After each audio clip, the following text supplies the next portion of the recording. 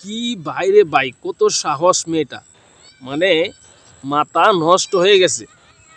এতটুকু অল্প বয়সে ছেলে মেয়েরা এত বড় সিদ্ধান্ত নিতে কিভাবে পারলো? দেখছেন ভালোবাসা কি? তারা নাকি একে অপরকে ভালোবাসতো? এসব থেকে আসলে আমরা কি শিক্ষা নিই? এসব থেকে আমাদের আসলে কি শিক্ষা নেওয়া উচিত?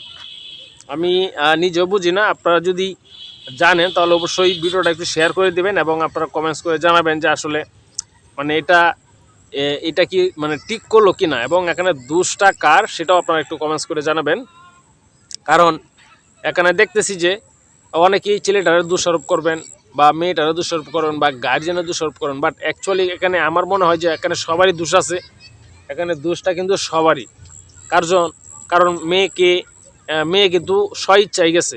মেয়ে এটা স্বীকারও করছে সাংবাদিকের সাথে যে মেয়ে স্বইচ্ছায় গেছে। তাহলে এই যে এরকম একটা ঘটনা, এটা তো আসলে যারা মা বাবা আছে তাদের আরও মানে কর্তব্যমুখী হওয়া উচিত, আরও কঠোর হওয়া উচিত ছেলে মেয়েদের প্রতি।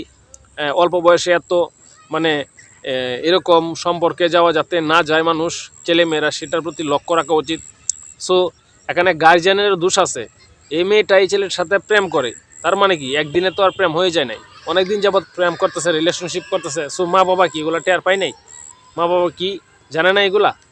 তো এটা মানে এগুলার থেকে আসলে কি আমাদের শিক্ষা নেওয়া উচিত যাতে এসব কাজ না করে সমাজে। এরকম আসলে কি অহরহ হচ্ছে, এরকম সম্পর্ক অহরহ হচ্ছে। সো আপনার কাছে কি মনে হচ্ছে আপনারা একটু কমেন্টস করে জানাবেন এবং ভিডিওটা পারলে একটু বেশি বেশি শেয়ার করবেন। কিন্তু আমি কিন্তু রীতিমতো অবাক হয়ে গেলাম যে এতটুকু বয়সে একটা বাচ্চা, মানে হাউ ইজ ইট পসিবল? এটা কিভাবে সম্ভব?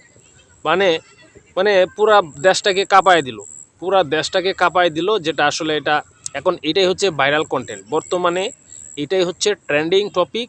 এতটুকু অল্প বয়সে ছেলে মেয়েরা কীভাবে এরকম সিদ্ধান্ত নেয়? এটার জন্য ছেলের গার্জেনও দায়ী, মেয়ের গার্জেনও দায়ী। শুধু ছেলে মেয়েকে দায়ী করলে কিন্তু হবে না এখানে। সো এটা হচ্ছে আমার মনের কথা, বাট আপনার মনে কী চলতেছে সেটা আপনারা একটু কমেন্টস করে জানাবেন এবং পারলে আমাদের ভিডিওটা একটু বেশি বেশি শেয়ার করবেন যাতে মানুষ এখান থেকে শিক্ষা নেয়। বাইরে আপনারও বোন আছে, আপনারও ভাই আছে, আমারও বোন আছে, আমারও ভাই আছে।